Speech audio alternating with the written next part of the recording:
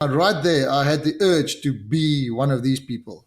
So I worked hard, I worked long hours, and I just, it was a period of my life just before I got married where I really tried to catch up professionally. So I had a mattress behind my door. And I would work until 2 in the morning and then put that mattress down and sleep until 4 and then go home and shower and come back and work until 11 at night and sleep on that mattress until 3 o'clock and go home and shower and go.